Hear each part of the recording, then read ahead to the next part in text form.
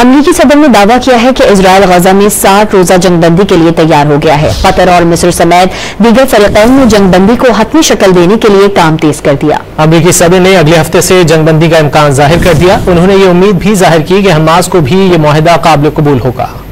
غزہ میں طویل صہیونی درندگی اور وحشیانہ بربریت کا سلسلہ رکنے کا امکان پیدا ہو گیا۔ امریکی صدر نے اسرائیل کے غزہ میں جنگ روکنے کے لیے آمادہ ہونے کا دعویٰ کر دیا۔ امریکی صدر نے اگلے ہفتے سے جنگ بندی کی نوید سناتے ہوئے کہا کہ ان کے نمائندوں کی اسرائیلی حکام سے غزہ کی صورتحال پر طویل اور نتیجہ خیز ملاقات ہوئی ہے۔ اس سلسلے میں تمام فریقین کے تعاون سے آگے بڑھا جائے گا۔ ٹرمپ نے معاہدے کی شرائط کی تفصیلات بتانے سے گریز کرتے ہوئے قطر اور مصر کی قیام امن کی کوششوں کو سراہا۔